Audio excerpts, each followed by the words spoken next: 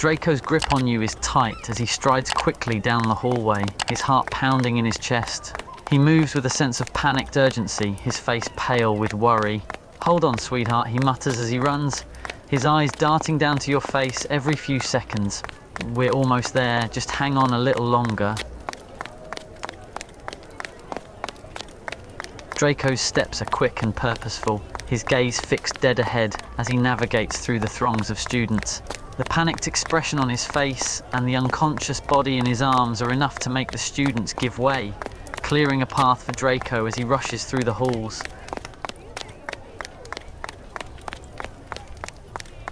Draco bursts through the doors of the hospital wing, his heart pounding in his chest. He shouts frantically, his voice echoing through the room. "I need help," he cries out, his eyes darting around the room for a nurse or healer. "Please, someone, help!"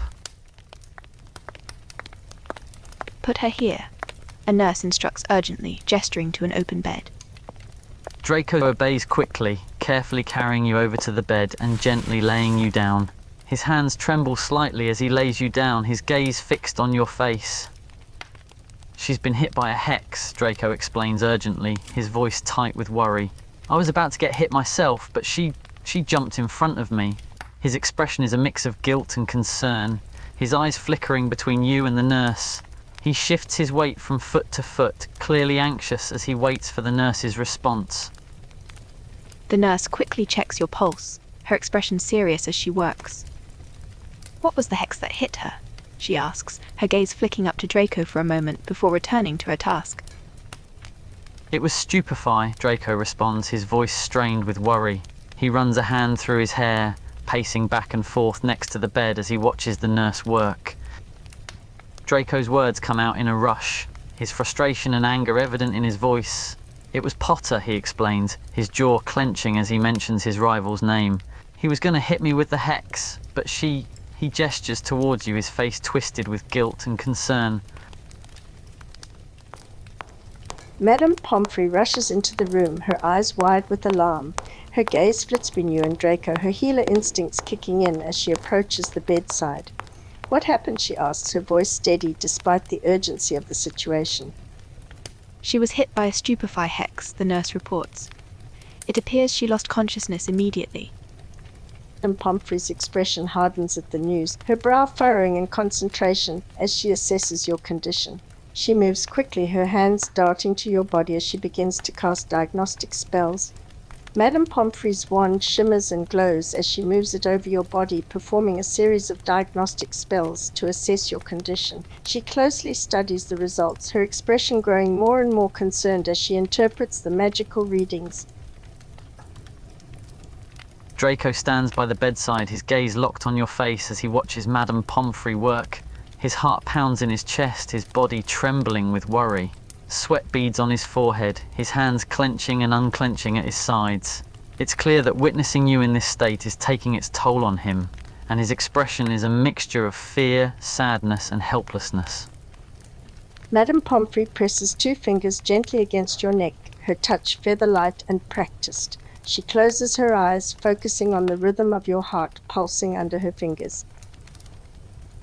After a moment, she withdraws her hand, satisfied with what she's felt. She then waves her wand over you, casting a spell to magically assess your heartbeat. The tip of her wand glows with a soft glowing light, and she studies the magical readings it provides.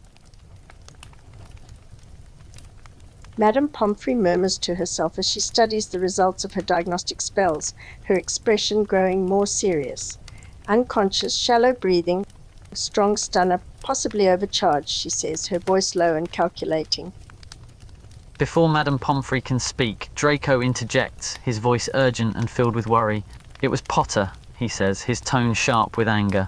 "He was aiming for me, but she jumped in front of me and took the hit." Madame Pomfrey sighs sadly, her expression heavy as she processes the situation. She knows that the spell that hit you was cast with anger, and she realizes the gravity of the situation. "I'm going to cast a revival spell," she tells Draco. "Step back for a moment, please." Madame Pomfrey raises her wand, the tip emitting a soft golden light, and speaks firmly. "Renovate." The light envelops you, crackling softly as it seeps into your body. Everyone in the room holds their breath, waiting anxiously to see if the spell will take effect.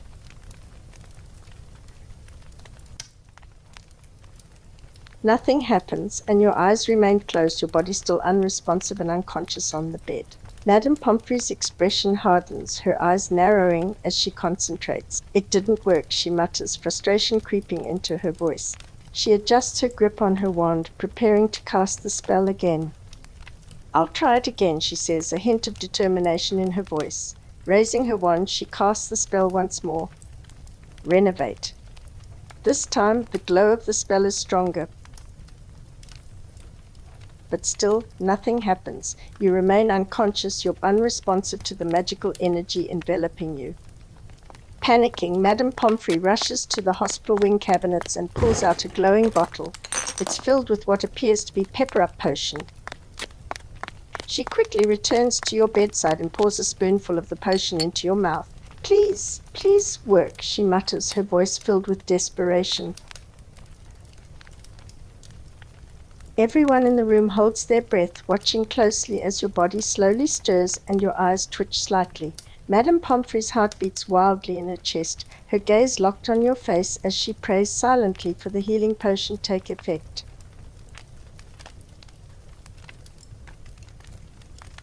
Madame Pomfrey holds your hand gently, a small smile tugging at the corner of her lips as she sees the signs of consciousness returning to your form. She turns to Draco, her expression tired but relieved.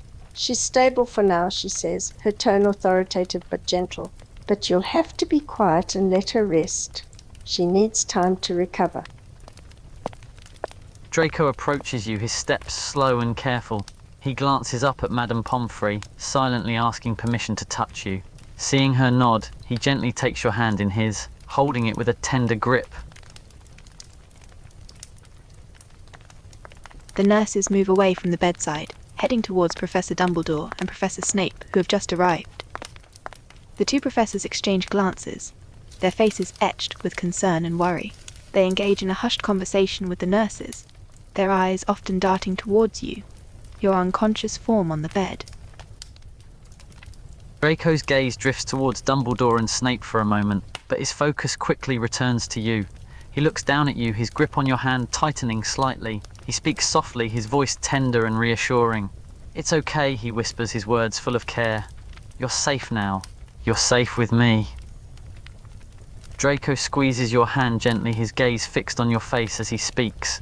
His tone is soft but firm, filled with unspoken emotions. "Rest," he whispers, his voice gentle but commanding. "I'll be right here when you wake up, my darling."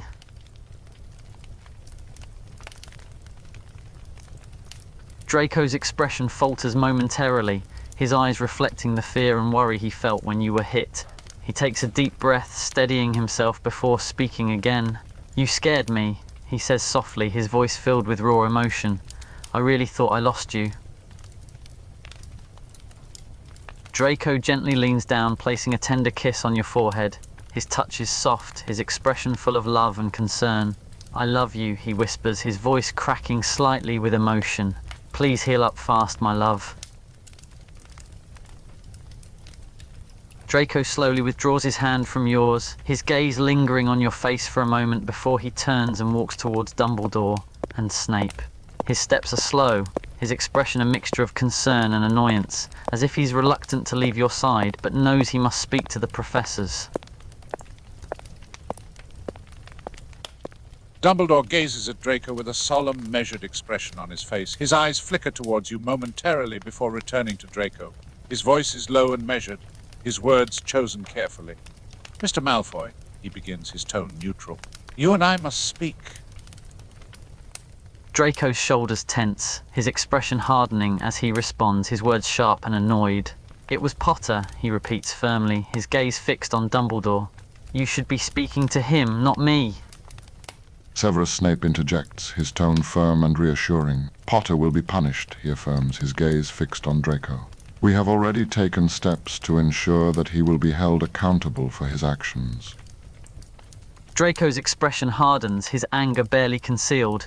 He seems slightly mollified by Snape's reassurance, but he still seethes with anger. "He should be expelled," he mutters, his voice tight with fury. "He could have killed her." Dumbledore raises a hand, his expression solemn. Potter will be dealt with accordingly, according to the school's rules and regulations. Draco's annoyance flares, his jaw clenching as he responds, his voice sharp and frustrated. And what if your rules are not enough? He snaps, his eyes narrowing. What if he does this again? What then? Draco's frustration and anger boil over, his voice rising to a shout as he repeats himself.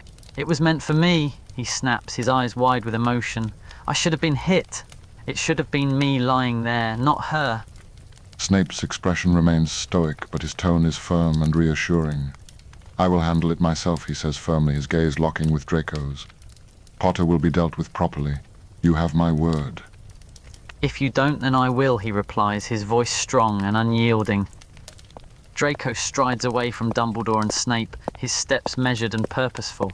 His mind is still churning with anger, but he forces his focus onto you, his attention solely on Madame Pomfrey, who's observing your vitals.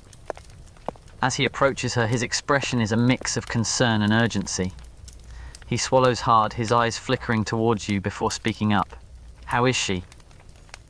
She's stable, but she's not out of the woods yet. She needs time to rest and heal. She may not wake up for days, she says, her expression solemn. It's not a coma, but a deep healing sleep. She's alive and well, I promise you that much. Draco's expression falters for a moment as he processes her words. The reality of the situation weighs heavily on him, evident in the way his shoulders sag slightly. He takes a deep breath, his eyes flickering towards you once more. Days, he echoes, his voice low and heavy with worry. He runs a hand through his hair, his expression a mix of worry and helplessness. Her body needs time to heal both physically and magically. Draco's jaw tightens, his gaze flicking back to you, his eyes studying your unconscious form. The reality is sinking in, the weight of your long recovery weighing heavy on his heart. What can I do? He asks, his voice tinged with helplessness. You should get some rest, she instructs, her words tinged with concern.